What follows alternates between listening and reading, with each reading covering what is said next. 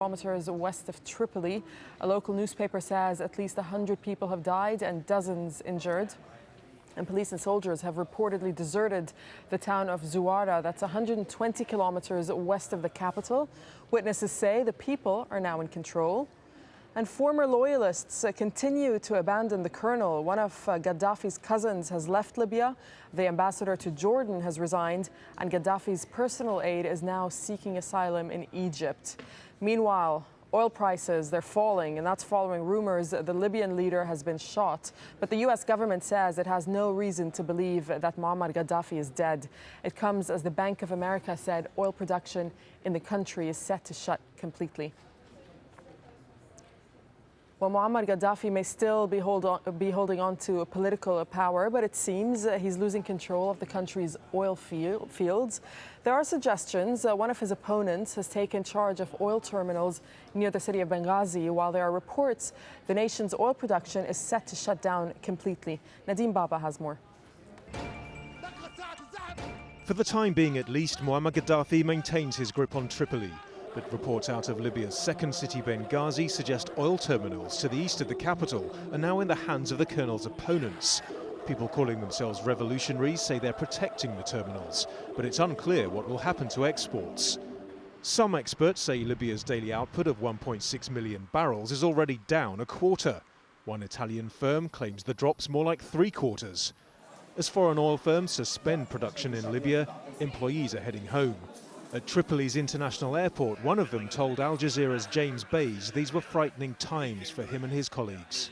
We were trying to get in the terminal building, and maybe 5,000 people out there, and we had a very difficult time pushing and shoving. We're just about at the doors, and we got beaten back. I don't know, military people, it's batons.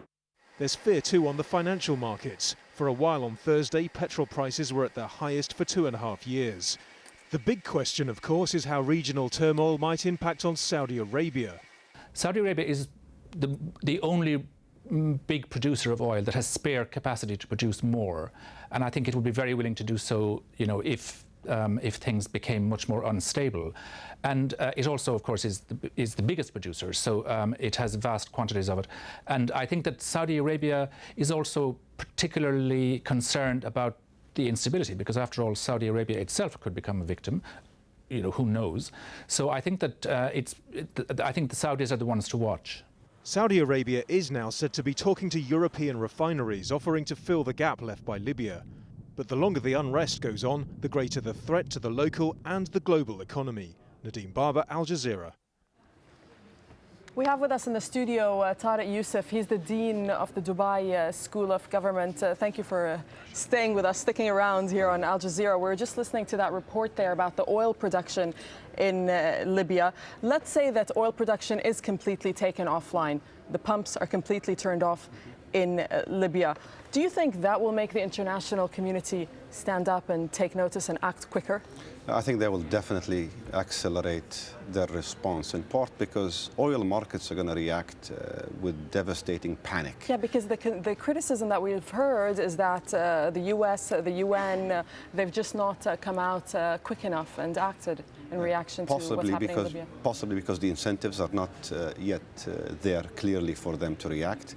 Possibly because they'd like to see the evacuation of all non-essential or foreign personnel inside of Libya before they contemplate any escalation of their confrontation with Libya.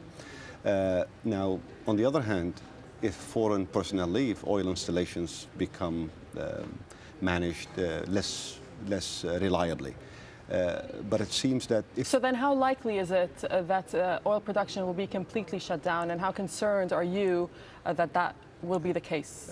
I am concerned that oil installations might be targeted either by Gaddafi or loyalists to him to inflict damage on the Libyan economy in a post-Gaddafi future. It could also be the last act of war by Gaddafi. If he's targeted civilians, why not target oil installations? On the bright side, oil installations are scattered throughout the country, so it's unlikely that he could target all of these installations. But the bottom line is markets are going to react now to any uncertainty. Yeah, about and what we know is that markets do not like uncertainty. That's right. And we've seen already a $10 jump just in the last 10 days. And any further uncertainty or panic, I think, will drive further pressure on the Western countries to react and to start thinking about now the scenario leading up to Gaddafi's fall and the scenario post-Gaddafi. Okay, well, we did hear Muammar Gaddafi speak today. He spoke by telephone, giving a speech out that was aired on Libyan state TV, where he blamed Osama bin Laden and Al-Qaeda for what's happening in his country. What's his message here to the West? Is he playing on the fears of the West by bringing Al-Qaeda into this whole equation? Absolutely. Remember, in the last 7 years after Libya normalized relations with the United States and the European countries, one of the most consistent areas of mutual cooperation between the US and other countries and Libya was in fighting in the war on terror, managing illegal immigration, addressing security concerns that the Western world had in the area of terrorism. So he's appealing to them. He's also threatening them that, in fact, were I to disappear, was this regime to fall, the alternative would be your worst nightmare. I don't think that's going to work. I think most observers and analysts have an assessment of Libya such that Libya is not going to become an Afghanistan or even a Somalia. Already the scenes from the eastern part of Libya suggest that even without civil society, without political parties, the country is able to engage in an early practice of civic engagement, to gather, to conduct certain public services and to have an open dialogue peacefully. All right, Tariq Youssef, appreciate your thoughts. Thank you. In other news, rescuers in New Zealand are losing hope of finding any more earthquake survivors in the city of Christchurch. A government minister says the death toll now stands at 113 and more than 220 people are listed as missing. More than 24 hours have passed with no further signs of life from underneath any of that rubble. Here's Andrew Thomas. He has the latest from Christchurch. Well, a depressing picture here. Although this is still technically a rescue operation as well as a recovery operation, it is the recovery bit now that is bringing the numbers up. And I'm afraid the death toll rising all the time. The bodies in the mortuary are being identified very, very slowly. The nature of the injuries on those bodies means that visual identification simply isn't an option in most cases. So people are looking for distinguishing marks, rings on fingers, tattoos, clothing that people were known to have been wearing when they went missing, that sort of thing. And as well as that recovery and rescue operation in the CBD, a huge logistical operation underway here in Christchurch as well. There is talk that the commercial centre of Christchurch will have to be physically relocated. All the businesses, all the residences as well in that city centre will have to be moved away for any commercial life to take place here any time in the next few months. There's no option of the commercial hub returning to Christchurch CBD in the next few months, so there's going to have to be a temporary city set up somewhere else. Right now, only about half this city has any water, although 3/4 have power. The quarter that does